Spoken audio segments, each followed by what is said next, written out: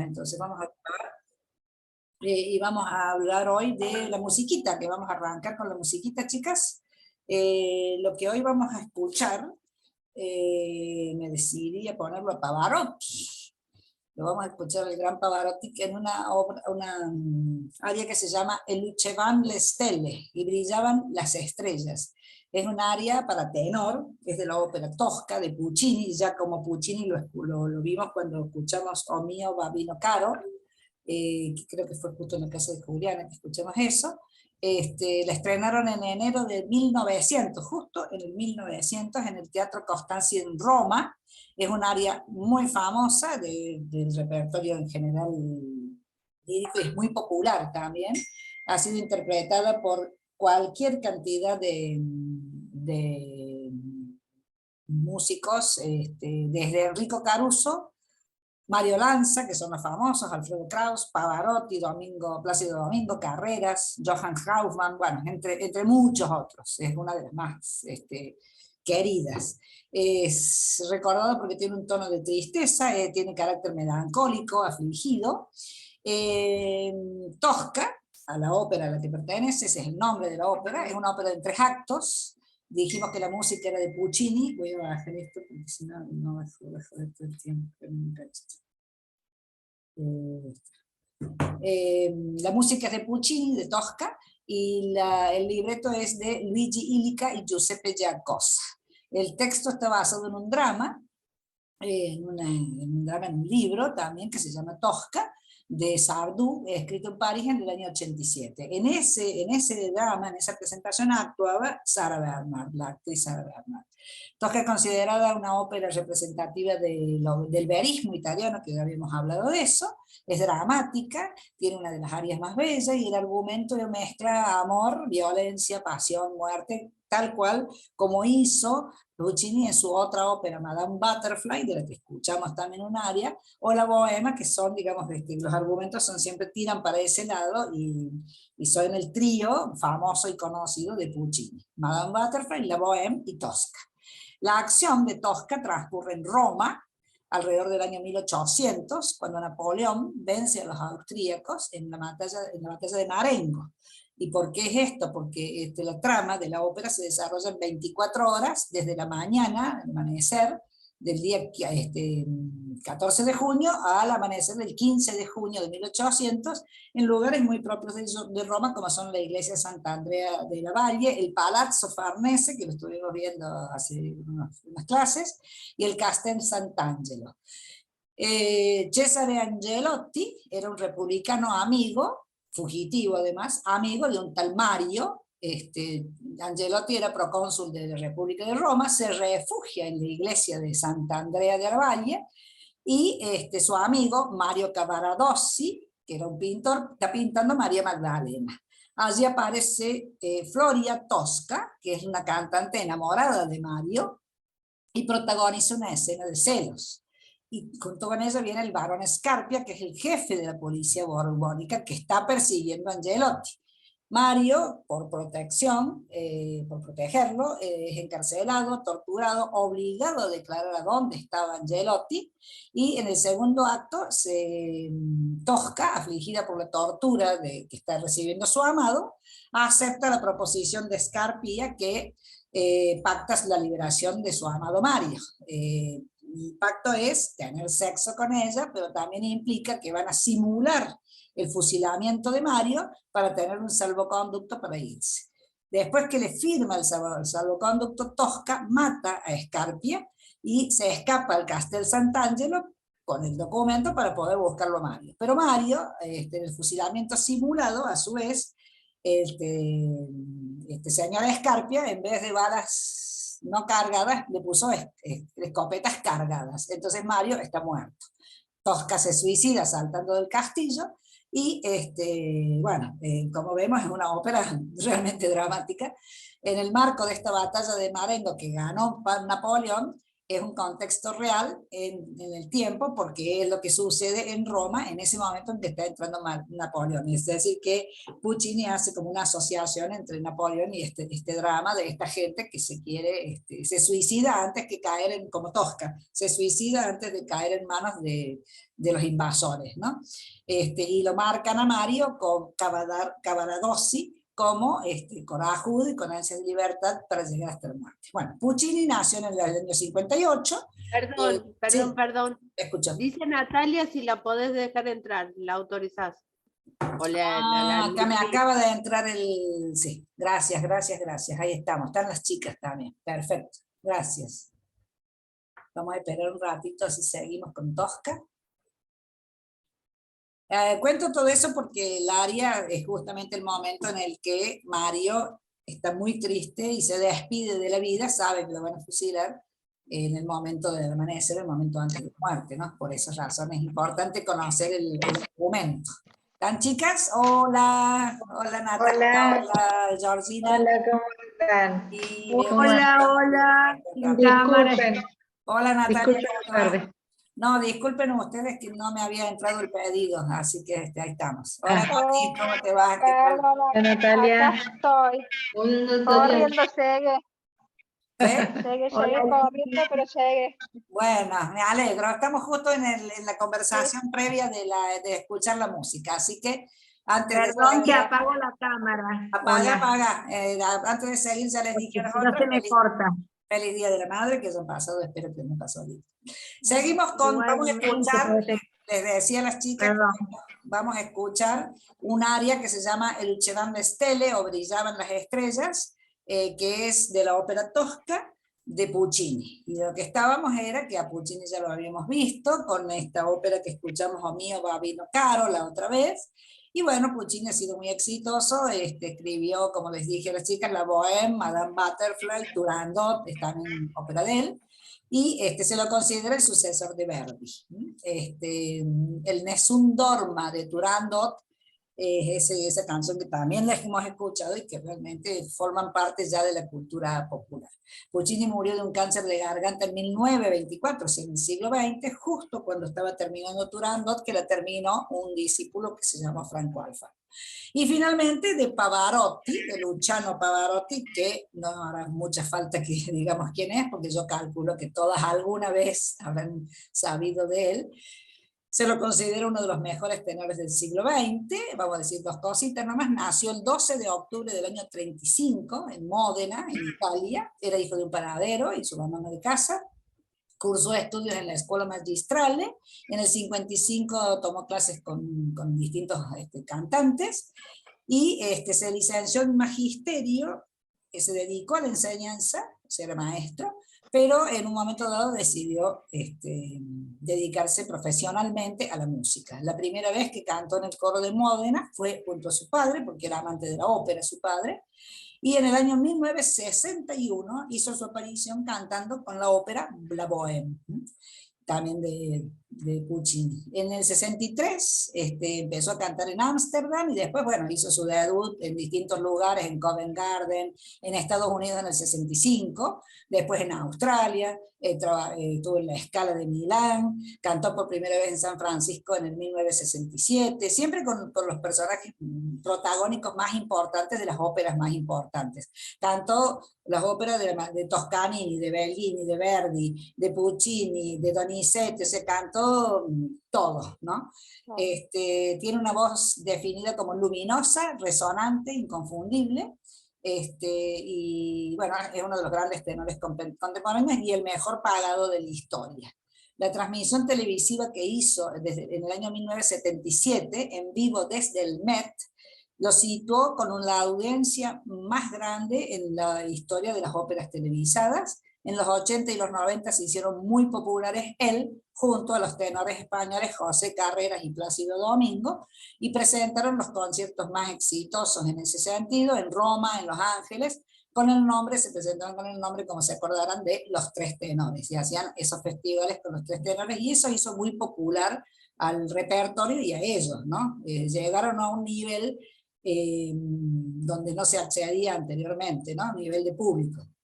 Él se retira de la Ópera Metropolitana de Nueva York, en marzo del 2004, interpretando precisamente esto que vamos a ver, a Mario Cavaradossi de la Ópera Tosca de Puccini.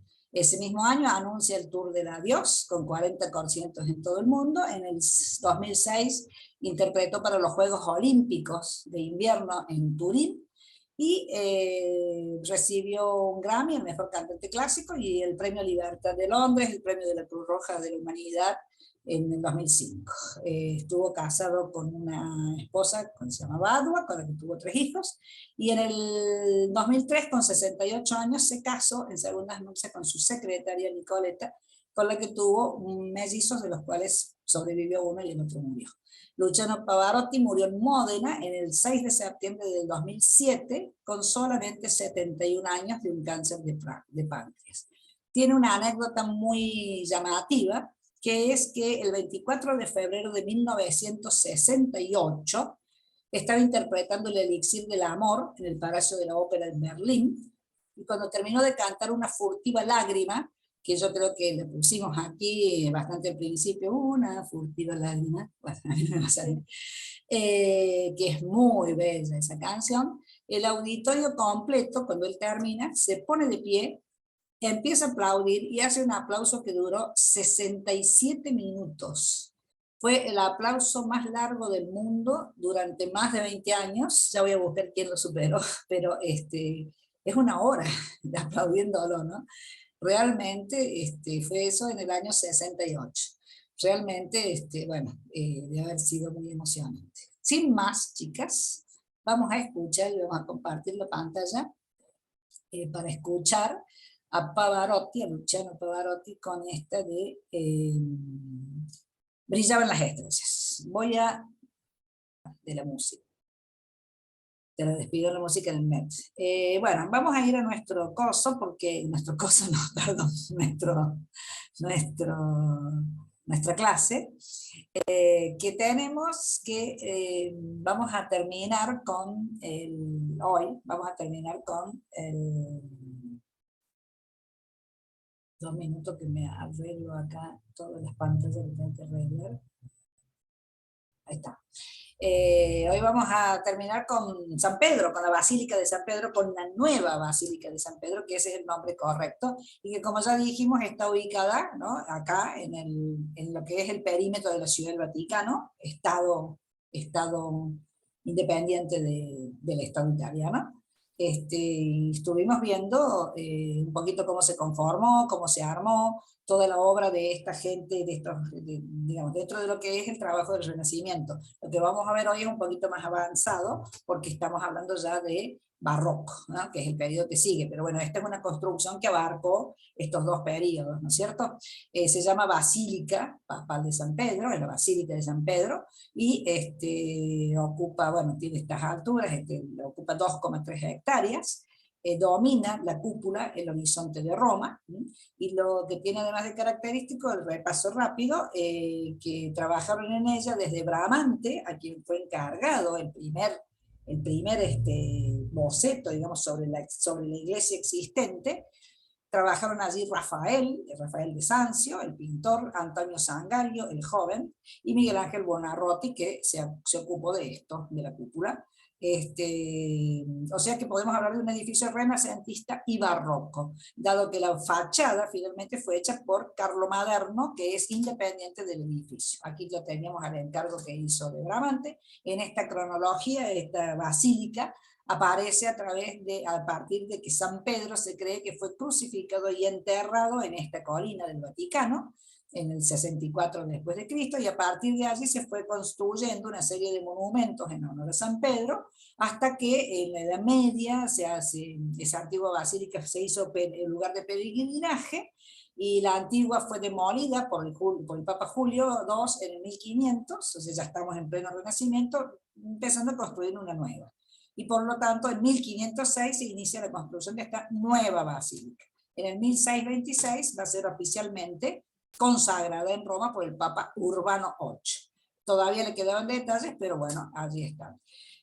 Entonces, bueno, dijimos, es barroca y es renacentista y barroca. Aquí vemos su gran fachada con su gran espacio, eso es lo que además se continuó. Este elemento arquitectónico no solamente se lo considera independientemente, sino con todo el espacio de trabajo urbano que se hizo sobre esta ciudad, porque se la quería consolidar como el espacio de la intervención de los papas, ¿no es cierto? Se demostrar el poderío. La plaza de San Pedro, diseñada por Bernini, este patio ovalado, la fachada de Maderno y una serie de intervenciones aquí que ahora rápidamente lo decimos. Esto sería la vista aérea, aquí se ve la plaza absolutamente ovalada, y se generó además un trabajo urbanístico que llevó a generar esta vía de la conciliación.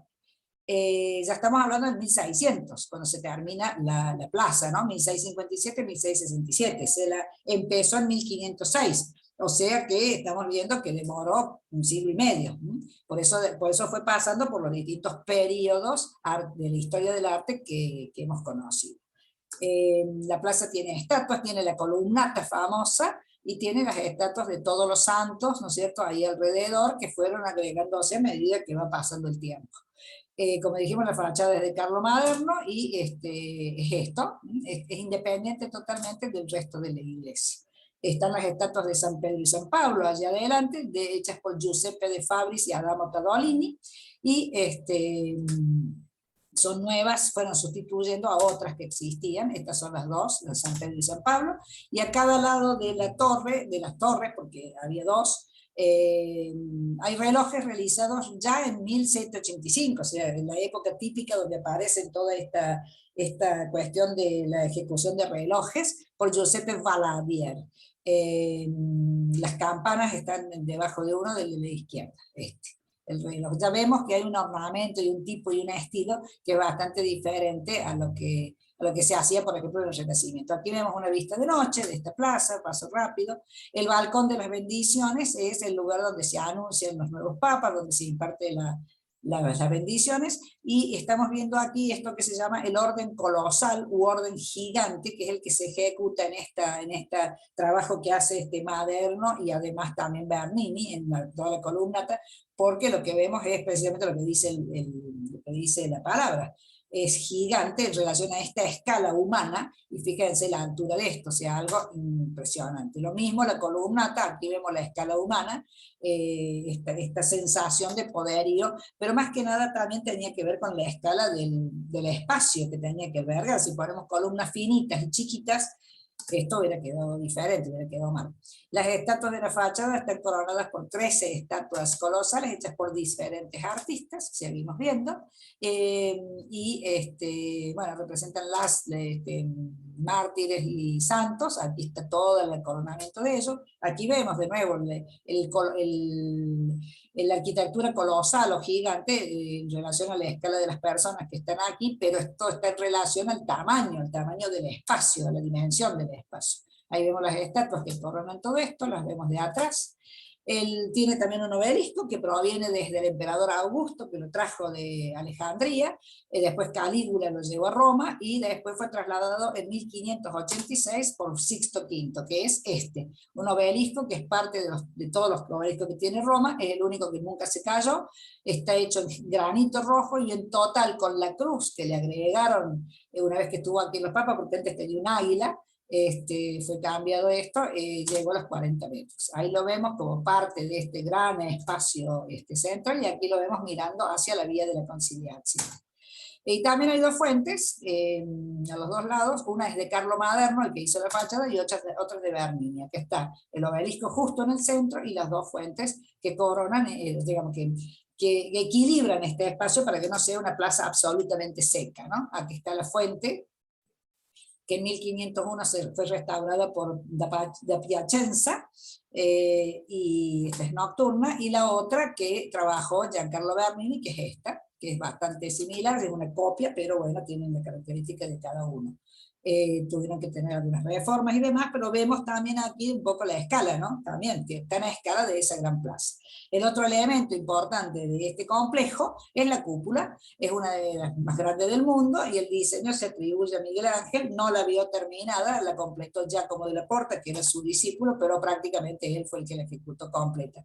La cúpula se la considera el tambor, que es esta parte, la cúpula en sí, la linterna y la cruz allá arriba del todo, ¿no es cierto? O sea que ese complejo completo es el que se le puede visitar, inclusive hasta allá arriba, con las recomendaciones del caso. Está conformado por 6 círculos concéntricos, tiene 16 ventanas, 96 bustos, frescos y figuras, 231 escalones con ascensor y 300 más para llegar a la cima de la cúpula. Fue hecho entre 1547 y 1564, o sea que demoró más de 15 años. Es una cúpula nervada, porque tiene nervios, circular ovalada, porque una parte es circular y después se vuelve ovalada. La linterna, que es esto, compensa este achatamiento, porque como vemos no es una cosa absolutamente redondita. Tiene 42 metros de diámetro, o sea que tienen casi media cuadra de diámetro, y se eleva sobre, esa sería, yo hago nada más que la descripción técnica, sobre pechinas y con tambor. La cúpula se sostiene sobre 4 pilares, que en esos pilares hoy vamos a ver las esculturas que hay. Entonces, esto es lo que se llama pechina, estos triángulos que quedan para que esto redondo pueda caer aquí en este peso, pueda caer en este lugar. Aquí estaría el tambor, en la parte más bien vertical. Las pechinas va descargando toda la carga y cuando baja aquí a estos grandes elementos que son los pilares. Entonces esa es toda la estructura para poder soportarlo y sostenerlo. Y toda está ornada, ¿no es cierto? O sea, adornada. Aquí seguimos viendo, aquí se ve bien, esto es lo que estamos buscando. Las pechinas son estas y bajan a los pilares. Y en esos pilares es donde se han incorporado esculturas y reliquias. O sea, después cada iglesia, esto es representativo para cualquier lugar que tenga una cúpula. Cada iglesia después va tomando lo que quiere consagrar adentro de ese espacio. ¿Quiénes trabajaron aquí? Bramante, que ustedes ya lo conocen, con Giuliano Sangallo, Rafael Sánchez, como ya lo dije, también con los Sangallos del joven, después siguió Antonio Sangallo el joven, después siguió Miguel Ángel, después estuvieron Barozzi da Vignola, o Vignola como lo llamamos, también trabajando Giacomo de la Porta, que terminó, digamos, la cúpula, Carlo Maderno, que hizo la fachada, y Gian Lorenzo Bernini, que va a hacer todo el espacio exterior, este gran abrazo que hace a todo este espacio. Una vista de la noche, otra de la noche y otra de día. Y seguimos adelante. Esta ya entramos al interior, donde vamos viendo espacios también colosales o monumentales. Fíjense, ya habíamos dicho que una de las características que tenía el Renacimiento en el 580, diferente al 480, que siempre trataba de trabajar con la escala humana, con el hombre como centro de todo lo que se realizara, es que era monumental. Toda la arquitectura de esta etapa del 580 es monumental y se asemeja bastante más en ese aspecto más al barroco, ¿no? Pero fíjense aquí la escala de estas personas con la escala del espacio físico, ¿no? Todo el ornato, todo el trabajo, que ya nos acercamos a todo lo que va a ese recargado que suele tener el barroco, ¿no? En general. Todos los trabajos que tienen son mosaicos finamente realizados, ejecutados. No hay pinturas, no hay murales, porque se fueron destruyendo y arruinando, y a medida que así fue sucediendo los fueron reemplazando. Aquí vemos el espacio principal, central, el más protagónico, que ahora lo vamos a ver, que es el baldaquino. En el interior es uno de los más bellos en el sentido del valor, tanto por las obras de arte en sí, como también por el recargo de obras que hay, y la lista que tiene de obras importantes, digamos, incluye la Piedad de Miguel Ángel, el baldaquino de bronce de Bernini y el trono de San Pedro. Y además hay una escultura del Papa Pío VI que es, ¿cómo se llama? Neoclásico, o sea que es a posteriori. Pero esas tres son, digamos, las más impactantes, además de todo el recorrido en sí. Es un edificio que tiene tanta cantidad de elementos, tanta cantidad de cosas, que por eso le vamos a consagrar esta fecha, esta clase nada más. Después vamos a seguir con lo que yo les llamo también los 3 tenores, ¿no?, de esta etapa, que son Leonardo, Miguel Ángel y Rafael. Pero quería que, ya que estábamos ahondando un poquito, ahondáramos también en esto. En esta planta de la basílica, que en definitiva fue la que quedó con el auxilio de Miguel Ángel también, que también propendió a este formato de la cruz. Inicialmente era la cruz griega que llegaba hasta acá, esta es la cruz latina con un brazo largo. Aquí ustedes pueden encontrar los distintos lugares que va a tener. Este es el ingreso, aquí está, aquí abajo estaría la plaza de San sí, bien digo, de San Pedro, la plaza de Bernini, la columnata de Bernini, y encontramos distintos monumentos que no los voy a nombrar a todos, ustedes después veanlos y lo ven, pero lo más importante es que tenemos el armado de todo lo que son el aporticado o las puertas, que las vamos a ver hoy, la Piedad, que está ubicada aquí, en lo que se llama la Capilla de la Piedad, escultura hecha por Miguel Ángel cuando tenía alrededor de 24 o 25 años, la tumba de Juan Pablo II, hay un disco donde se arrodilló Carlomagno, la estatua, bueno, y aquí en la parte central lo más impactante que es el baldaquino de bronce de Bernini, la tumba de San Pedro, ¿no es cierto? Y la estatua de San Pedro. Y después está el resto de las capillas que se van recorriendo y viendo en función de lo que han ido también agregando con el tiempo, ¿no es cierto? Los pilares de las reliquias, que son estos espacios, ¿no es cierto?, que vamos a ver el de Longinos, el de San Longinos, y los monumentos de los distintos papas que han pasado, por ejemplo el de Clemente XIII, que lo hizo Cánova, un escultor a posteriori, no es de esta época, ¿no es cierto? Maravilloso. Es el que está aquí. Estos espacios son los que casi no se visitan porque a veces no lo ven. La cátedra de San Pedro, que es allí, la cátedra, ustedes saben que se dice cátedra al asiento, ¿no es cierto? El monumento a Pablo III, el monumento urbano, octavo, que está aquí también, porque en todas estas hornacinas, en todos estos espacios y en los pilares aprovechaban para hacer o el monumento mortuorio, donde está enterrado, o la escultura exenta como advocación. Además está la entrada al Museo del Tesoro y la entrada a las visitas, ¿no es cierto?, de las grutas de debajo de San Pedro. Aquí vemos, bueno, lo más visitado de este lugar a veces, que es precisamente esta escultura de Miguel Ángel Buonarroti, la hizo entre el 98 y el 99, él tenía apenas, como dijimos, entre 23 y 25 años, se lo denomina grupo escultórico, y está hecho en mármol, mide 1,74 por 1,95, o sea que es una dimensión importante. No se hizo originalmente para este lugar, sino que terminó en este lugar. Fue un encargo del cardenal de Saint-Denis. Saint-Denis es una iglesia donde ustedes saben que los papas también tenían allí su sede, ¿no es cierto? Ese cardenal se le encarga a Miguel Ángel, justo antes de que termine el siglo. La escultura se denomina de bulto redondo, es la Virgen María sosteniendo a su hijo Jesús al ser bajado de la cruz, y digamos que el dramatismo de la escena, dice la descripción, es que se contrasta con la serenidad y la dulzura de la Virgen. Tiene muchas, aquí la vemos en el lugar donde está entronado. La juventud de la Virgen es expresamente decidido por Miguel Ángel porque se la ve como muy jovencita, ¿no? Esa cara muy de niña, es expresamente, y ya si Cristo ya tenía 33 años, ella por lo menos tenía 40, o más, ¿no? 45, 40, casi 50. Pero es un rasgo del Renacimiento, y además Miguel Ángel con eso quería hablar de la virginidad y la devoción de esta Virgen. La estructura es piramidal, como siempre decimos, acá se nota bien, es piramidal, la base, estamos hablando de una composición ya, ¿no es cierto? La base ancha está entre los pliegues del vestido de la Virgen, apoyada en la horizontalidad del cuerpo de Jesús yacente, ¿no? Que la verdad cuando lo vemos de lejos está realmente en una escultura impresionante.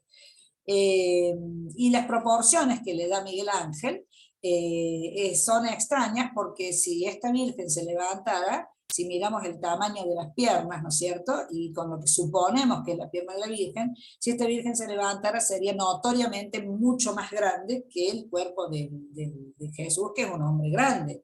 Sin embargo, esto tampoco es un error, sino que es una decisión del artista precisamente para magnificar la imagen de la Virgen en el sentido de la importancia que está teniendo, y ya dijimos que en el Renacimiento aparece el culto mariano también, esta importancia que le da a la Virgen, ¿no? Entonces esto, a veces se dice, oh, se equivocó, qué sé yo, no, son todas decisiones que va tomando como simbólicas, lo cual le da un mayor valor a toda la obra.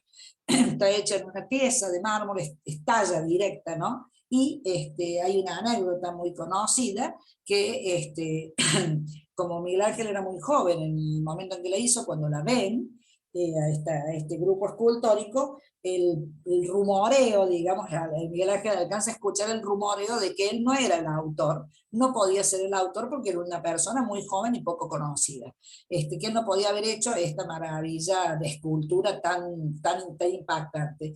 Y él, enojadísimo con el carácter que tenía, se va a la noche, se mete donde estaba la escultura y le talla su firma. Eso es una anécdota que siempre se cuenta. No sabemos si puede ser verdad o no, pero parece que sí. En esta banda que tiene la Virgen sosteniendo todos estos paños que están magistrales en el trabajo de la piedra, le talla su nombre, está escrito allí. Y en el pliegue de la mano le talla también una M.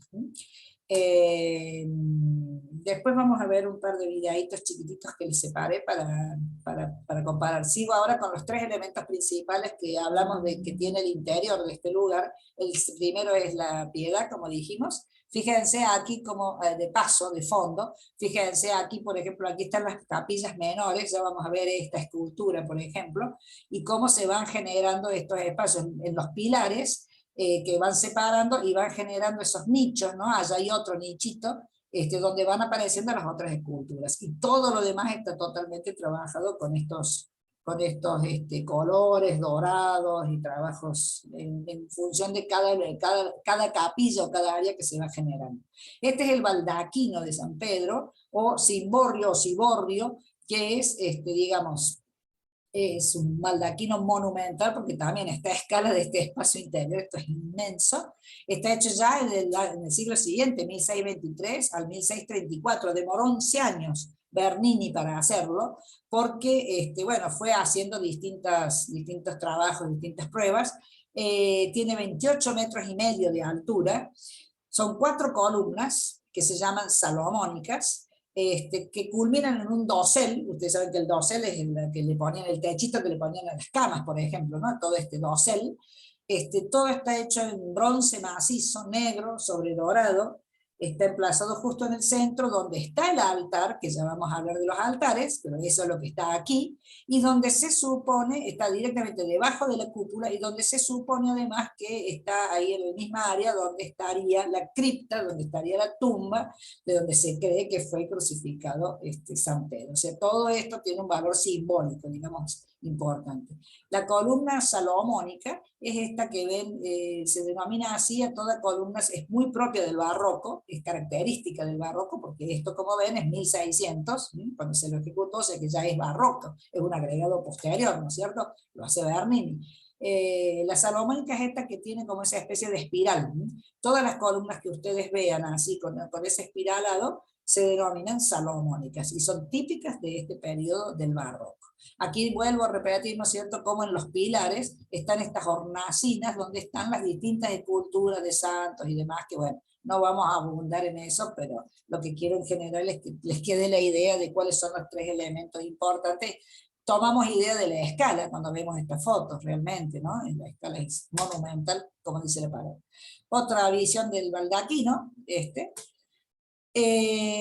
para realizar este baldaquino, o baldaquín, usaron bronce proveniente de Venecia, y se extrajeron y reciclaron los bronces del Panteón de Agripa. El Panteón de Agripa es el monumento más antiguo, ¿no? Que ustedes recuerdan que es esa gran cúpula gigantesca que tenía casetones adentro, o sea, cuadrados, todo el techo está armado con cuadrados, que estaban justamente con casetones de bronce. Todo eso se quitó para poder fundirlo, para poder hacer este elemento, esta escultura, llamemos este elemento.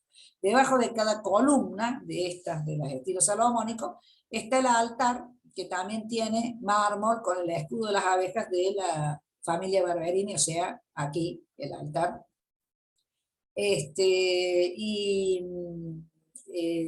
Las columnas parecen iguales, pero no lo son, cada una representa un ciclo, como las mujeres embarazadas, que va generando, digamos, la diferencia, ¿no? Como se va avanzando en esa etapa, pero hasta acá llegamos con eso.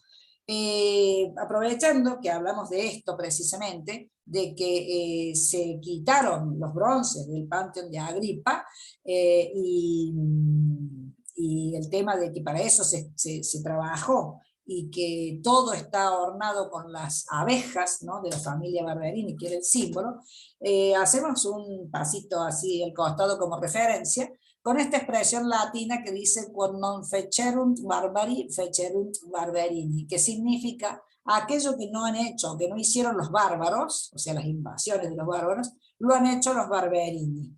Esa frase popular se refería a empieza, porque eso quedó, ¿no? Los Barberini era la familia del Papa Urbano, cuando llegó a esta etapa, y fue quien decidió retirar los casetones, y, o sea, fue él también quien hizo destruir muchos monumentos de Roma para utilizarlos para hacer la nueva Roma, ¿no?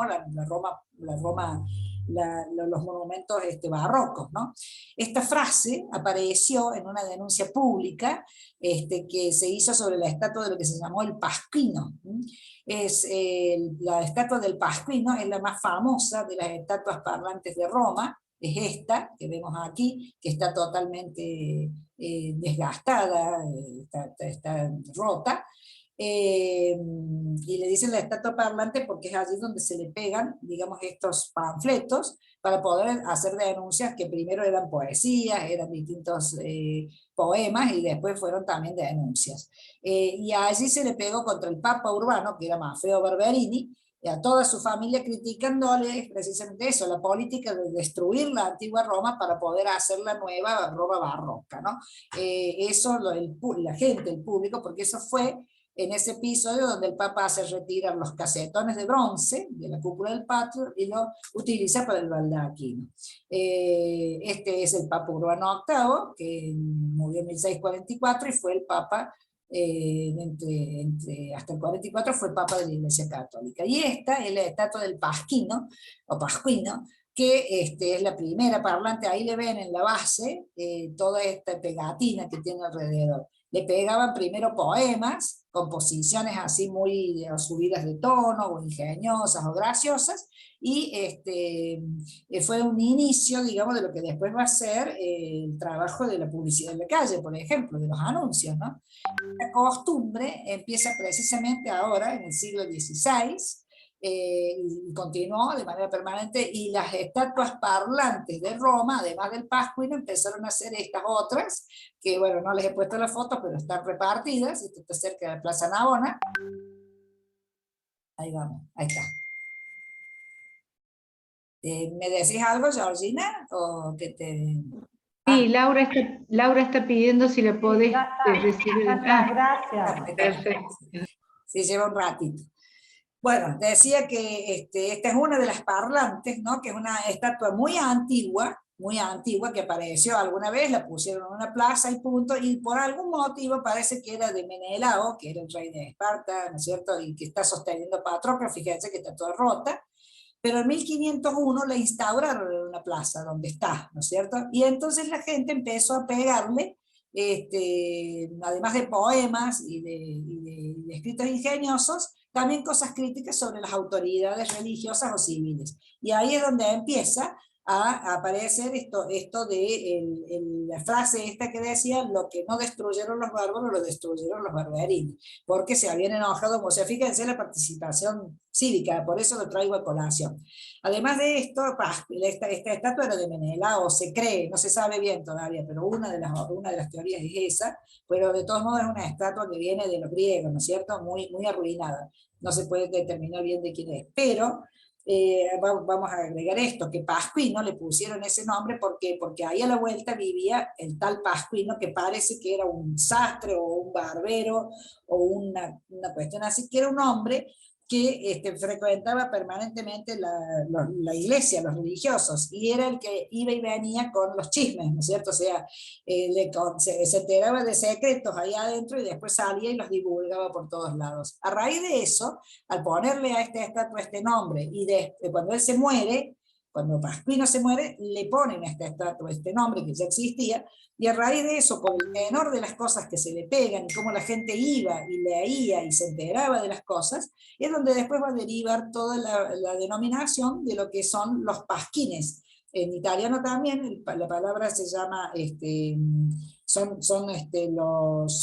los pasquinales, y que son las revistas amarillas, digamos, la prensa amarilla, que son los pasquinales, y a nosotros nos deriva de cuando decimos escribió un pasquín, escribió una mentira, una porquería, o algo amarillo, o algo feo y demás, ¿no? O sea, toda esta historia proviene del Renacimiento. Bueno, es un poquito una cosa aparte, porque me pareció interesante cómo la participación de la gente se ponía en contra de esta destrucción de sus propias reliquias de la antigua Roma, para poder hacer a lo mejor algo de poderío, como que es lo que ha quedado además, ¿no? Bueno. Entonces, lo que tenemos ahí adentro es el baldaquino, la piedra de Miguel Ángel, y finalmente la cátedra de San Pedro, que es el trono, teóricamente es el trono de madera de San Pedro, que por supuesto no existe, ¿no es cierto? Pero que cuando se lo coloca como primer obispo de Roma y como papa, ¿no es cierto? Como primer papa. La cátedra que hoy existe fue donada por Carlos el Calvo, que era hijo de Carlomagno, en el siglo IX, ¿no es cierto? Con motivo de que fue a Roma y lo coronaron emperador, por eso hay un lugar donde también está marcado esa situación. El trono es una reliquia que se conserva, ¿no es cierto? Y Bernini, entre el 56 y el 66, hizo una escultura que es esta, o sea, ese trono que Carlos el Calvo le cede, digamos, representa simbólicamente al trono del San Pedro, del Papa primero, ¿no es cierto? Y este trono que hace Bernini incorpora el trono que esa reliquia de Carlos el Calvo, y le hace todo este monumento. Todo esto es lo que se llama el trono de San Pedro. Está compuesto entonces por la caja que contiene ese trono antiguo, un trono, aquí lo vemos un poquito más detallado, esculturas, las esculturas de los 4 pilares, ¿no?, de la iglesia, y este gran óculo vidriado con color, es el único elemento de color que hay en la basílica. Y fíjense esta expresión, este recargue de ángeles y de elementos y de rayos, ¿no? Es porque esto simboliza, esta paloma simboliza el Espíritu Santo, y es muy Bernini y es muy barroco. Esto es típico del barroco, ¿no? Toda esta profusión de figuras aquí alrededor, el dorado, el exagerado. Ya vimos dónde se ubicaba ya al fondo cuando vimos el planito. Bueno, ya está todo lo que les he dicho. El trono que se apoya es un trono de bronce, y está apoyado con 4 estatuas, la de San Agustín y San Ambrosio, que es la iglesia latina, y San Atanasio y Juan Crisóstomo, que representa la iglesia oriental. Aquí los ven, estos son, aquí está el trono, fíjense cómo está trabajado en bronce, tan intenso, y este es el trono que le regala Carlos el Calvo, que es la reliquia que tiene la iglesia católica. Por encima está este sol de alabastro, rodeado de ángeles, todo dorado. Tiene 1,60 m la paloma, simboliza el Espíritu Santo, y es la única cuestión de color. Aquí lo vemos desde arriba, ¿no? Fíjense, ahí está. armado todo ese trono. O sea, esto es importante nada más que para decir, un poco fijar cómo es ya la escultura barroca, tan exagerada, tan llena de formas y de figuras, y por otro lado, cómo querían marcar con esta monumentalidad el poderío, ¿no? O sea, fíjense, aquí está donde está simbolizada la paloma. Esto tiene 1,60 m y está ejecutado con cristal de Bohemia, y es el único elemento que tiene color. Pero fíjense las figuras aquí alrededor, y los rayos, ¿no es cierto?, que aparecen de esta línea de la aparición de la paloma. Saben que es el símbolo del Espíritu Santo, y simboliza que, bueno, que ahí el Papa también está ungido por eso. Aquí está esta figura donde vemos los dos elementos simbólicos que son del poderío. El altar de San Pedro, el gran baldaquino con ese tamaño, y allí al fondo todo este elemento con el trono, con este exagerado trabajo de escultórico, exagerado digo en el sentido de escultura justamente. ¿Cómo pasamos en 150 años de unas esculturas, unos lugares despojados como era el original, el 480, el Renacimiento inicial, a una etapa, ¿no es cierto?, donde está todo este monumentalismo, toda esta exageración, todo este trabajo del oro, ¿no?, todo este marcando poderío. Esta es otra de las capillas, es donde está marcando aquí el lugar donde había estado Carlomagno, vistas de la cúpula, que ya hemos hablado de esto. Y bueno, íbamos a eso nada más, a decir cómo el objetivo de fijar poder y de generar una nueva ciudad, que sea la ciudad de los papas, y que sea un lugar digamos, de concentración de los fieles, tuvo un objetivo claro definido, y fue armándose con el tiempo. No es solo una edificación, sino es todo lo que le van incorporando adentro de valor simbólico también, ¿no? Siempre basándose en que allí fue crucificado Pedro.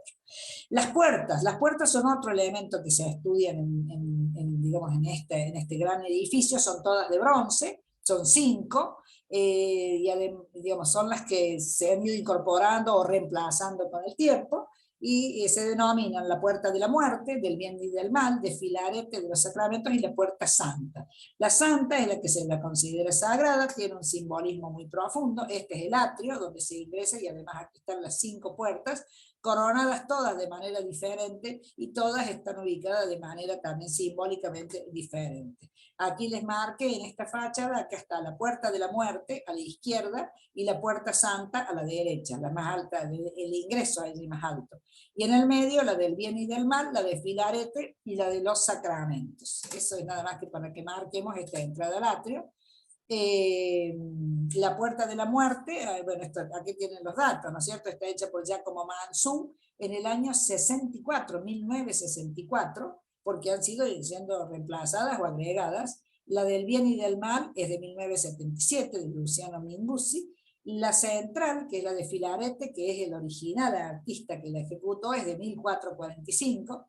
La de los sacramentos de 1964, el reemplazo. Y la puerta santa es de Vico Consorti, donada por católicos suizos en el jubileo del año 50. Esta es la puerta santa, que digamos es toda de bronce, con una serie de elementos marcando todo lo que es los distintos pasajes, ¿no?, de la pasión y de la resurrección. Se abre solamente en los años santos, simboliza la conversión y la mediación de la iglesia en relación a los fieles. Como ya les dije, fue tallada por Vico Consorti. Él fue elegido después de un concurso para poder reparar las puertas de madera que ya existían, y la puerta se abrió en la Nochebuena de 1949, tiene las escenas bíblicas, como yo les digo, y este es un detalle, ¿no?, de parte de esa puerta, de las escenas, que van significando, tienen todo en relación al perdón de Cristo. ¿Por qué? Porque la puerta santa, quien la atraviesa, adquiere, digamos, algo así como una serie de indulgencias plenarias. Este rito lo inicia en el 1500 el Alejandro VI, que era un Borgia, y prevé que con un martillo, ¿no es cierto?, la puerta tiene que estar cerrada con un muro, con un martillo tiene que romper la tapia que está detrás del muro y que bloquea la puerta, y por eso la puerta se puede abrir. Es como una cosa simbólica donde, digamos, la puerta significa el corazón de cada uno, y que cada uno tiene que abrir el corazón y después, bueno, va a ser cerrado.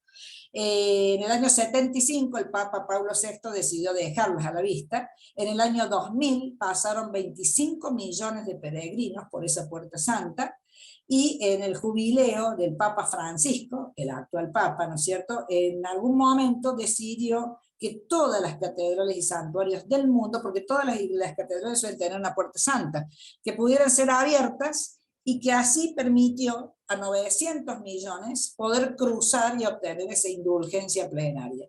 En Roma se acercaron 20 millones de personas entre peregrinos y turistas, o sea que cuando miramos estos números, ¿no?, y pensamos, bueno, por ahí los significados, si todavía existe esta cuestión, esto es al margen, ¿no?, pero si todavía existe la fe y etcétera, bueno, vamos viendo que por un motivo u otro,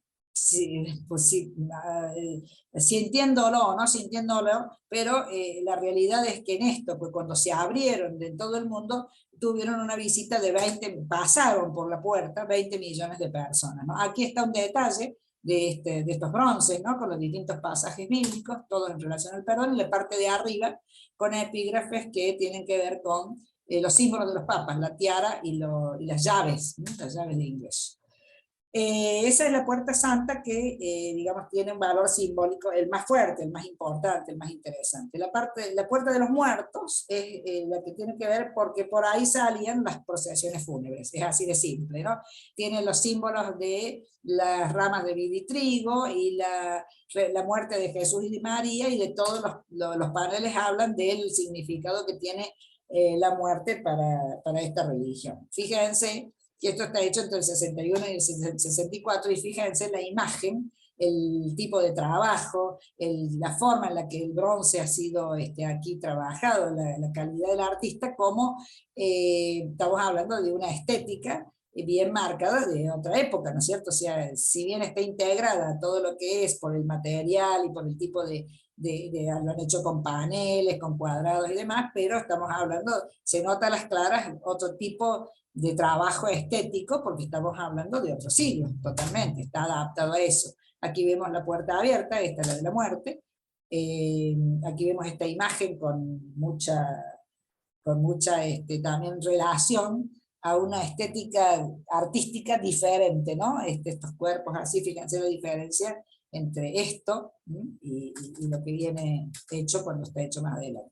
La del bien y del mal, como dijimos, está hecha en el 70-77, es donada por el artista al Pablo VI, que ya sabemos quién era, y la de Filarete está hecha por Antonio Averulino Filarete, esta es del año 39 al 45, hizo esta doble hoja, donde representa el Cristo, la Virgen, María, la entrega de a San Pedro, de San Pedro las llaves al Papa Eugenio IV, es decir, todo lo que habla con los santos y los martirios, ¿no? O sea, habla de otro tipo de cosas. Esta, y fíjense, también tiene trabajado arriba de otro modo. Esta es la doble puerta, la doble hoja. Este es un detalle de lo de Filarete.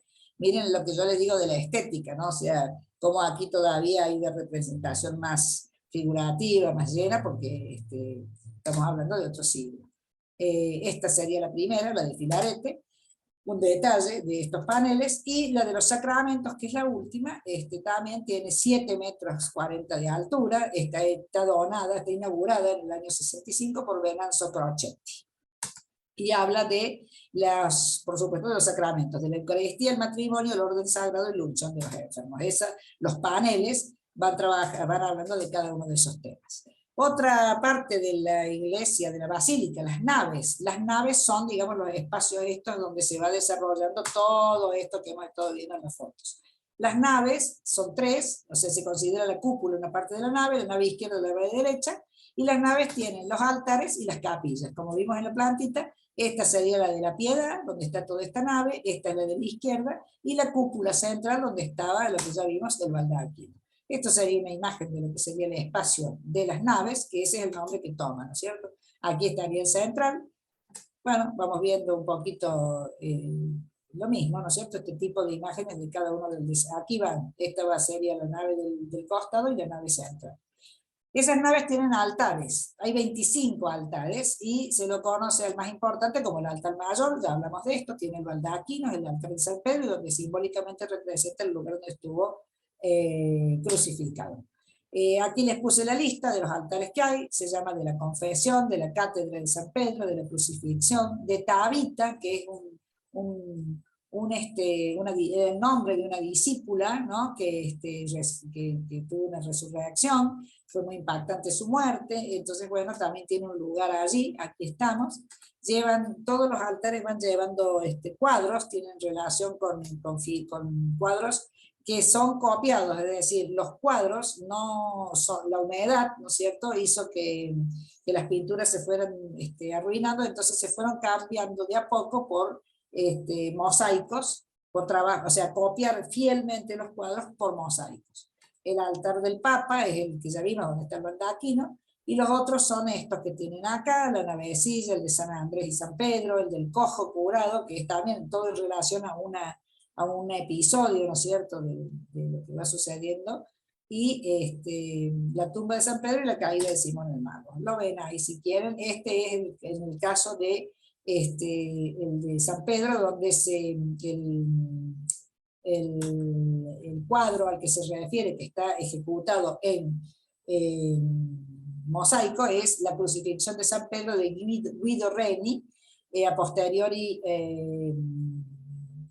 hay uno también muy famoso de Caravaggio, pero Guido Reni ha sido un artista muy importante de este periodo artístico, y este particularmente está expuesto en los museos vaticanos, pero fue trasladado a mosaico en el interior.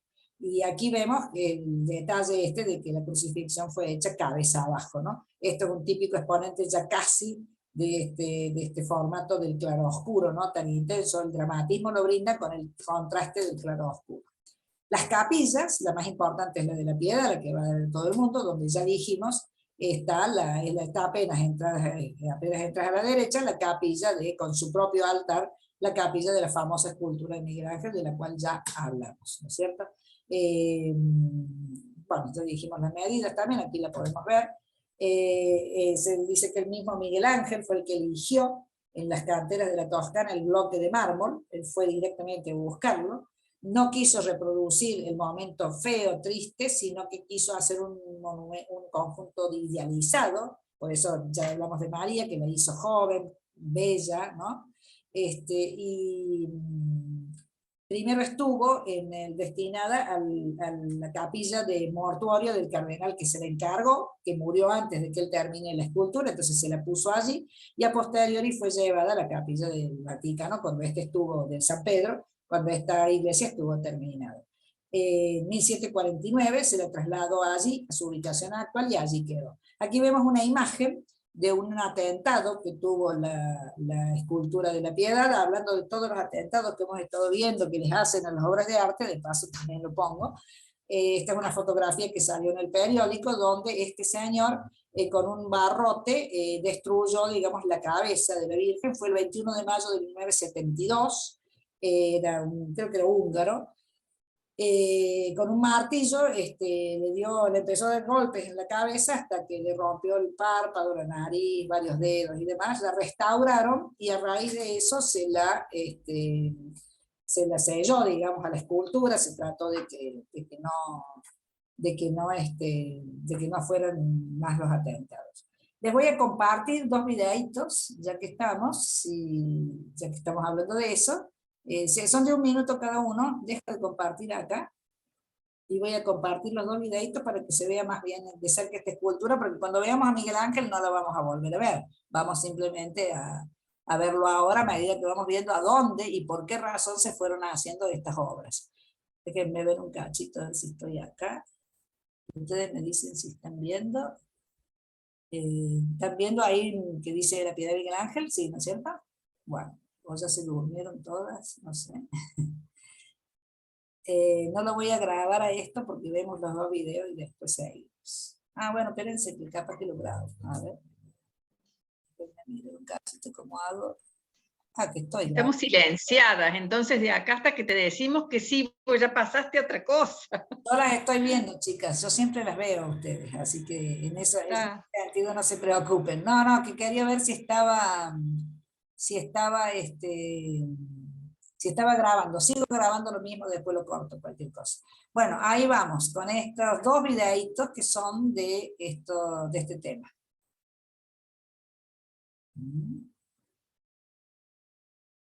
La Pietà de Miguel Ángel. La Pietà o la Piedad es sin duda una de las obras más logradas de Miguel Ángel.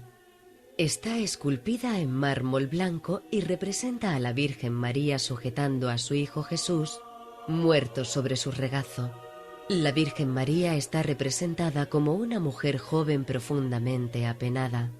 Es una muestra maestra de anatomía, de tratamiento de los pliegues de las telas en mármol.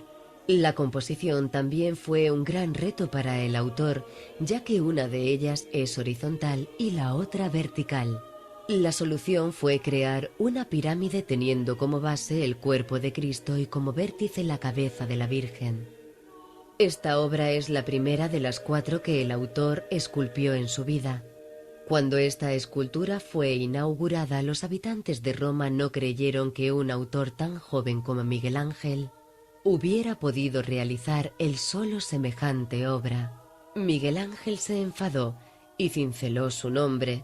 Es la banda que cruza el pecho de la Virgen. Además, añadió una letra, la M, en los pliegues de la mano derecha de María. Bueno, era un poquito, En el lado derecho está el cerebro de una persona que sufre de tinnitus. No. Era un poquito ver verla más en directo. Ups, espérense un cachito. Y ahora les comparto, tengo que andar haciendo siempre.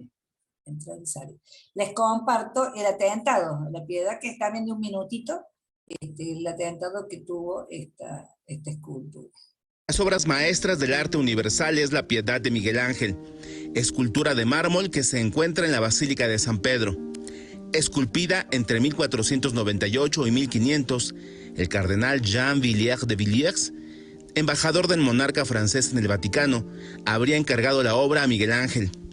Contada como una de las obras cumbre de la escultura renacentista, fue realizada cuando el artista florentino tenía 25 años. Representa a una joven Virgen María sosteniendo a Cristo luego de ser crucificado. El 21 de mayo de 1972 parecía que se perdería ese tesoro artístico.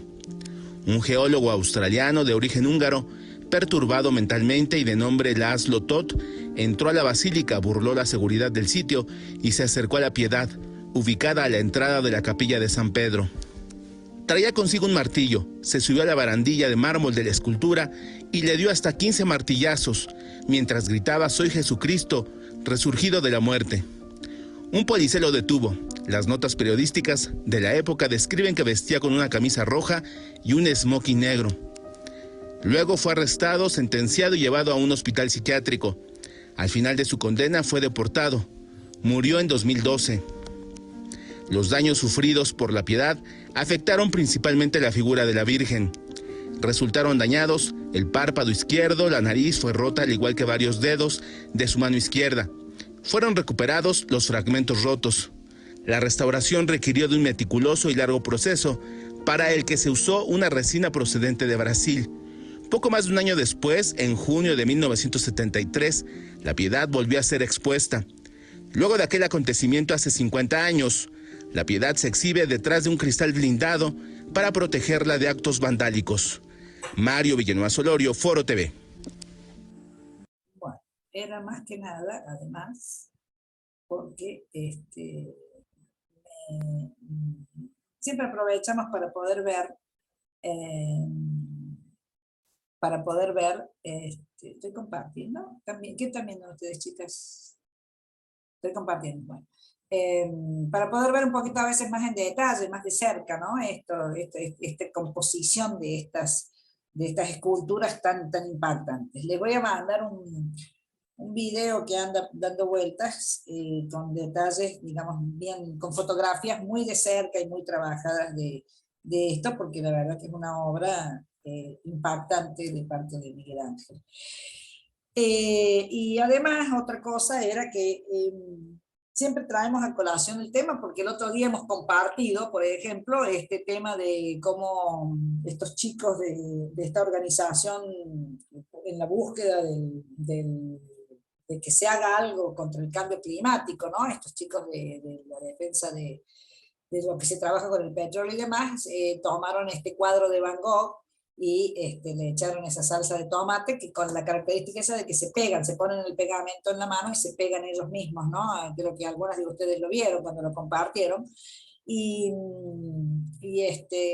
bueno, esto fue hace una semana, y de la Piedad fue en el año 72, y para atrás ya en el año 1911 hay registrados atentados a las obras y robos, además de los robos, ¿no? Pero los atentados estos de gente que, bueno, que a mí me llama mucho la atención, por eso siempre lo incluyo cuando vemos algo, es darle un valor simbólico a cualquier obra de arte, sea una pintura o una escultura, es darle un valor más allá del valor que puede llegar a tener por el lugar donde está. Por ejemplo, estas que tenemos aquí, Rafael, Bernini, Miguel Ángel, ¿no es cierto? Obras que hay aquí adentro en el... Ana, no estamos viendo nada, ¿eh?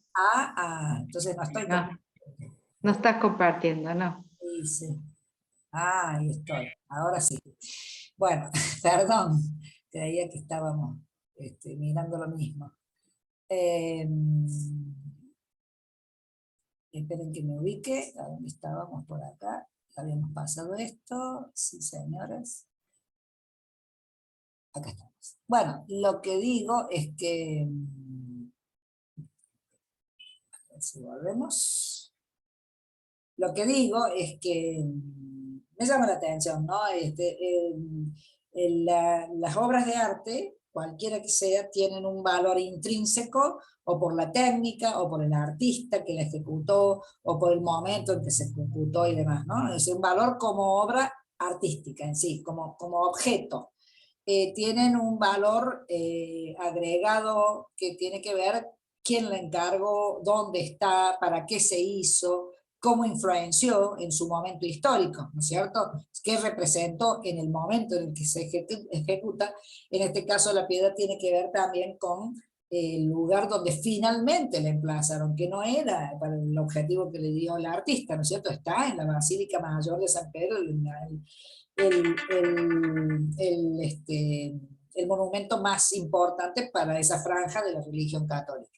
Y a su vez, después aparece otro valor, ¿no? El valor simbólico que le da el público, la gente, ¿no? Ahora vamos a ver con el de San Pedro, por ejemplo. Y además, este otro valor simbólico que le dan determinadas personas cuando la atacan a la obra, ¿no? Ya sea por el objetivo que sea, la obra adquiere un valor simbólico, como digo, en relación a lo mejor no tiene nada que ver con lo que la persona que la ataca quiere decir, pero sí la usan, es un vehículo de uso para llamar la atención, a eso me refiero. Bueno, al margen de esto que vimos entonces, que siempre lo mezclo, pero lo traigo a colación porque me gusta que vayamos a lo que está pasando hoy en día, ¿no? De cosas que pasaron hace 500 años. La estatua de San Longino, o Longinos, que es otro de los elementos que está dentro de este interior, fue esculpida por Bernini, por eso ponemos las que más significación tienen, ¿no es cierto? Se cree uno de los argumentos que hay, no es el único, que San Longinos tiene que ver con el centurión romano que le atravesó la lanza, ¿no? al Cristo, después de muerto. Fue construida en 1643 con 4 bloques de mármol. Esto es San Longinos, esta escultura de Bernini que le encargó Urbano VIII, como vemos, Urbano era el el de Barberini. Está sobre un pedestal, como vemos aquí, y fíjense, ¿no?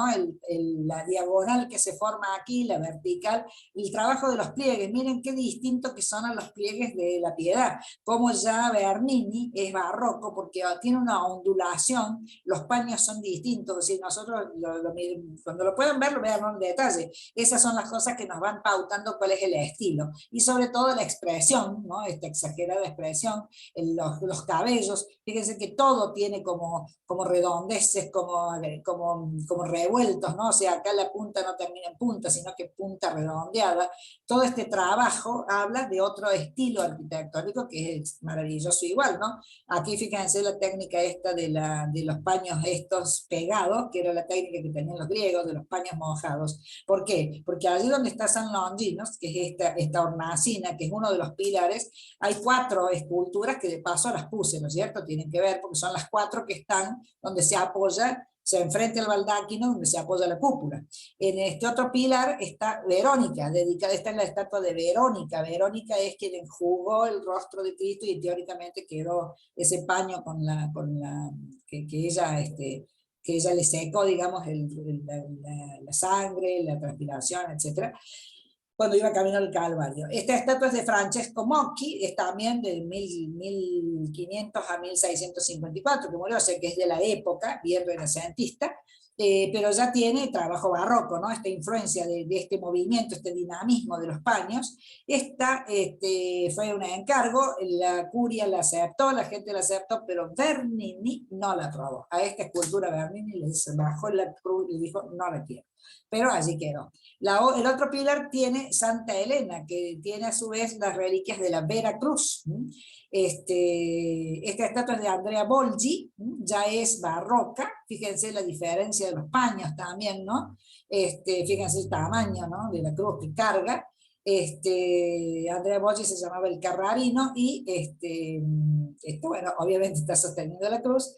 Es la menos expresiva considerada por los críticos. Y en el cuarto pilar, fíjense que las hornacinas son todas iguales, el trabajo de los pedestales también está.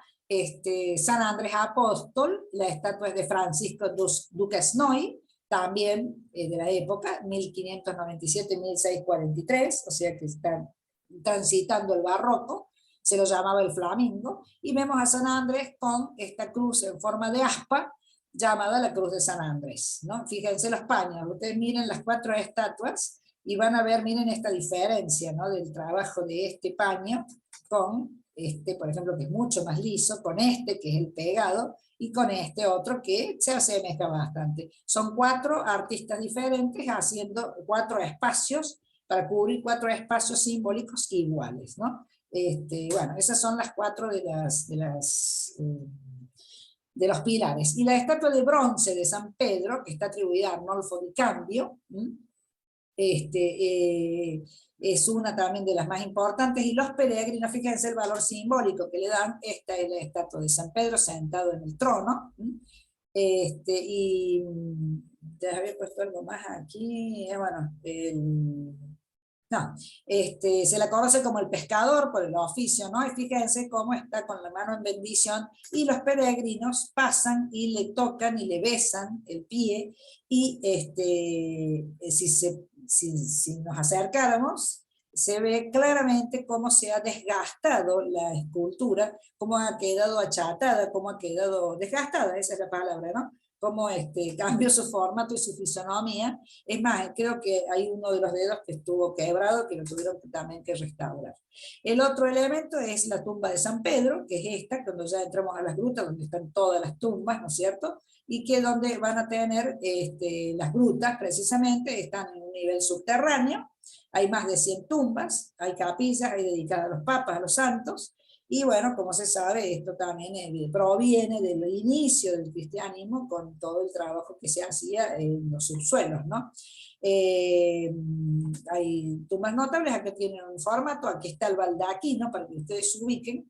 Ahí estaría todo el tamaño de la basílica, ahí está el baldaquino en un tamaño en escala, la tumba de San Pedro aquí, todo este nivel por debajo, que es donde están trabajando las grutas vaticanas y las necrópolis romanas, ¿no? O sea que hay todo también un trabajo de subsuelo interior con ornatos, ¿no? Con estos mosaicos y con las esculturas de cada uno de estos personajes que están allí. Está la tumba de Pío XI, muerto en vísperas de la Segunda Guerra, y bueno, entonces también para cada caso se tiene que generar un espacio y un trabajo particular. Está también, bueno, Pío XII, Pablo VI, van agregando distintas reliquias, maquetas, ¿no? Maquetas de ellos, y los monumentos. Los paso rápido y con esto terminamos. El monumento del Papa Alejandro VII, que es la última obra de Bernini, es todo esto. El monumento son monumentos mortuorios, ¿sí? Es decir, aquí estaría la tumba, en estas hornacinas gigantescas, miren el tamaño del confesionario, por ejemplo, para que ustedes puedan ver la escala, donde están entronizados siempre estos papas, y los distintos alegorías, los símbolos alrededor, que a veces son la que representa la sabiduría, otros representan la justicia y demás. El del Pío VIII, que también tiene, por ejemplo, la prudencia y la justicia a su alrededor. Aquí tienen un poco el detalle, ustedes lo pueden ver. Aquí está, son grandes, son enormes monumentos, ¿no? Donde lo que nos están marcando, cada uno de ellos, este es el de Clemente XIII, que es de Antonio Cánova, es a posteriori, Cánova es posterior, fíjense cómo va cambiando la forma en la que trabajan esto, y el de Inocencio XII, que está como un poco exento, ¿no? No está incorporado a estos espacios interiores, sino que está más bien exento. Está hecho por Ferdinando Fuga, y también el criterio de estos monumentos mortuorios son la escultura del Papa, el elemento de la tumba, y los dos elementos alegóricos que cada Papa le asignan a su costado, ¿no? Pero habla de todo es un espacio como muy impactante, muy feo, qué sé yo. El monumento de Benedicto XIV, con esculturas de Gaspare Sibilla, que allá lo vemos allá al fondo, allí está también en otra hornacina. Aquí lo vemos con la puerta cerrada y con la puerta abierta, esta es la misma, donde va marcando este paso. Y el de Urbano VIII, este es el último, que ya vimos que era el Maffeo Barberini, y que tiene que ver con este último papa que trabajó con Bernini, ¿no? Esta escultura la hizo Bernini y hizo un doble trabajo, el bronce oscuro con la tumba, la parte mortuoria, la hizo en mármol blanco, y la parte escultórica la hizo en bronce oscuro, ¿no? Eso llama la atención, porque es algo que Bernini no hacía. Sin embargo, bueno, la hizo cuando ya era grande de edad, y las alegorías que tiene son la caridad y la justicia. Y tiene agregados las abejas, que era el símbolo, ese es el detalle, el símbolo que va a tener en el Vaticano, en la Basílica del Vaticano se encontraron 500 abejas, representando a estos Barberini, ¿no? Hay un especialista en arte que las contó, que es este señor, Barbagaglio, y Bernini corroboró eso porque en todas las esculturas que hizo le agregó, esta es de una fuente de Roma, en todas las fuentes que hizo y en todos los lugares donde él trabajó agregó las abejas estas esculpidas, lo cual a veces son chiquititas. En el Baldacchini también incluyó las abejas, porque vienen del escudo de los Barberini, aquellos a los que les decían que los que no hicieron los bárbaros lo hicieron los Barberini, que tienen las abejitas. Y Bernini fue muy fiel a su mandante, que hasta ese símbolo se lo agregó, ¿no? A la estatua de Constantino, también la hizo Bernini, que está, no las puse, está en un nicho separado, ¿no es cierto?, situado entre la Basílica y el Palacio del Vaticano. O sea que Constantino también, como impulsor de esta religión, también fue también está, digamos, dentro de lo que es la Basílica. Y vemos un interior general con este espacio que ya digamos, nos queda claro que es la cúpula, que es el baldaquino, que allá está el trono de Pedro, y que acá al costadito está la Pietà. Y ahí ven todos los nichos y las hornacinas donde están todas estas esculturas. Mayoritariamente las que se van a ver son las de Bernini. Bueno, como ya pasamos a otro tema, ya son pasadas las 1:30, chicas, las voy a dejar de compartir. Capaz que ha sido medio aburrido, no sé, pero quería que cerráramos esto porque hay mucha escultura, hay, digamos, tan específicas, ¿no es cierto? Ustedes después le pegan una leída a eso que vamos escribiendo y ya saben que los 3 elementos de esto, o sea, lo que me gusta marcar es como esta idea de centrar a Roma como el nuevo núcleo, ¿no? Esta pelea, sacar de Florencia, irse a Roma, instalar los papas, que va a culminar en el siglo XX cuando se instale el Estado del Vaticano, como Estado, como país, ¿no es cierto? Y este elemento, no hablando de religión, estamos hablando de poderío, ¿no? O sea, cómo fueron también tan criticados los papas, porque realmente se generaban acciones que por ahí iban en contra a lo mejor de la filosofía, por eso también en su momento ya vimos en esta misma época, se va a separar Lutero y va a generar una religión, y se va a separar Enrique VIII y va a generar el anglicanismo, todo se dio en esta época, este exceso, ¿no? de poder fue importante, y tiene que ver con todos estos elementos que vamos viendo en este lugar donde concentran todo. Así como vimos la Santa María dei Fiori en Florencia, con la concentración que hicieron los Medici sobre todo, vemos que Roma no se le quedó atrás y instaló su poderío. Entonces, bueno, lo quería ver así, para que tuvieran todos los elementos de lo que hay en San Pedro. Después vamos a pasar ya a los artistas. La que viene ya enganchamos con Leonardo. Nana, las puertas, las 5 puertas esas que nombraste al principio, que son tan modernas, que son del año 1950, 1977, Sí. ¿por qué tan, el siglo ahora, hace un poco tiempo relativamente, se hicieron o existían? Claro, Y porque las van restaurando, las van agregando, en algunos casos la artista la dona, en otro el Papa, la del 60 y pico, creo que la pidió Juan XXIII, la pidió específicamente que se le encargan, ¿viste? Yo calculo que todo es por una cuestión de ¿cómo se llama? De restauración, o sea, ya las otras no iban más porque eran de madera.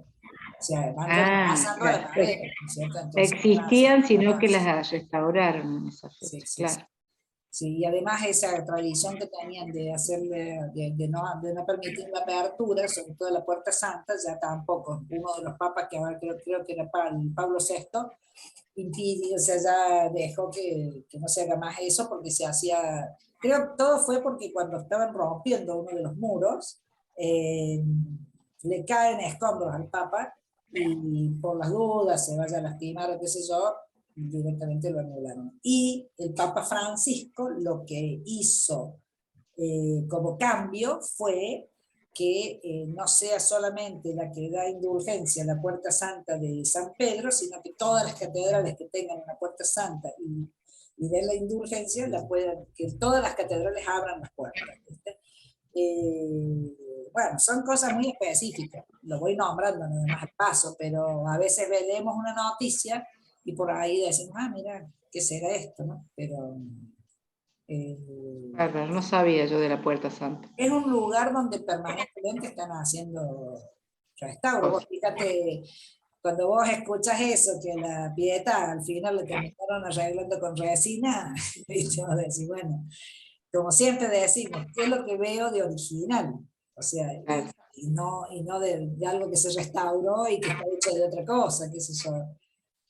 Hay obras que no sabes si realmente estás mirando aquella, pero bueno, hagamos de cuenta que sí, que está haciendo la misma, ¿viste? Sí. Pero bueno, si no se restaura, no hay nada que pueda resistir. Claro, no se puede. Y la obra de Van Gogh que le tiraron salsa de tomate, al final la pudieron, ¿se afectó o no se afectó? ¿No sabes eso? Aparentemente no, pero ahora me voy a fijar si encuentro alguna información más, porque esto fue hace poquito, sí. Qué impresión que me dio, Dios mío. Ay, horrible. Qué bravo, ¿viste? Sí. Ya, que le dan así. Sin piedad. Pobre Van Gogh, me da pena. Pero bueno, esa obra llama la atención. Esos son los mismos que pusieron, acá lo vimos en este taller, cuando se pegaron en la de Botticelli. En la Botticelli, son los mismos chicos. Nada más que la de Botticelli Claro, no son las mismas personas, pero son la misma organización. Organización.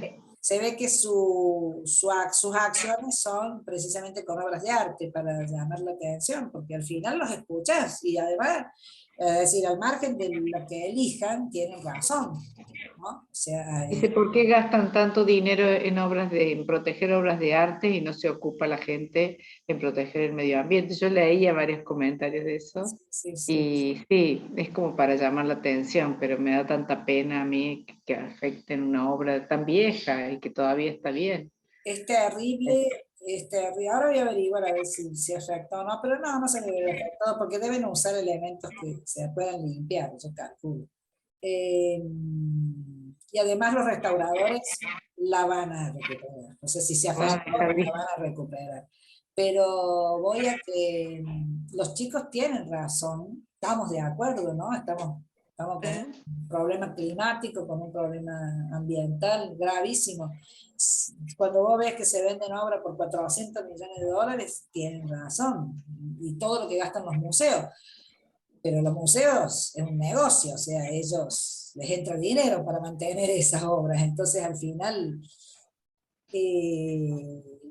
es ahí donde encontramos el valor simbólico, ¿no? O sea, fíjate que para ellos con esa acción te están diciendo cuán importante es Van Gogh para ellos, porque no le dijeron una obra de Juan Pérez y que no lo conocen nadie, le dijeron una obra que conocen, que saben que es poderosa en su símbolo. Entonces, bueno, está bien, pero es notable, ¿no? Este siglo XX tan terrible, porque sí, se gasta, el mercado del arte es tremendo, la plata que mueve, y sí, si se las pudiera aplicar a salvar problemas del mundo, estaría bueno, pero bueno. Sí, tienes razón, pero da pena. Los jóvenes, los bien jóvenes, los veinteañeros que ven venir un mundo terrible, ¿no? A nivel ambiental, se mueven en contra de eso. Me acuerdo de la chica esta, la sueca, la chica, no me acuerdo, no me sale el nombre. Greta Thunberg, Claro, la Greta, que con 14 años ella ya se está moviendo y fue a la ONU, qué sé yo, y bueno, sí, porque ellos ven que los poderosos no hacen nada. Y me parece re bien. Tienen otra cabeza los chicos. Claro, que estén luchando por eso. Y si hay que tajearlo a Van Gogh, lo van a tajear. Porque es así, porque ellos ven que están recibiendo un mundo que no sabes cómo, a dónde vamos. Nosotros ya tenemos cierta edad y seguramente si están hablando de que para el 2050 se acaban todo el mundo, no sé, es catastrófico, el 2050 es catastrófico, entonces un chico que hoy tiene 15 años y no quiere, me parece lógico, totalmente válido que la protesta. ¿Qué va a hacer? Tienen que hacerlo así. Sí. Así que bueno, chicas, no nos despedimos con una cosa tan tristonga. Bueno, nos vemos que les vaya próxima. lindo las viajeras, que les vaya linda a Buenos Aires. Ojalá. Como viaje de estudiantes, estamos preparando cosas para llevar. ¿Cuántas son las que van al final? Poquísimas, somos 9 nomás. Así que somos 9. Fueron bajando pero buenas. Pero las mejores. La mejor alumna. Mándennos fotos acá al grupo este también. Me llevo la mejor alumna de la Juliana. Y le sigue la Georgina, así que mira. Sí, vamos a ver si olvidé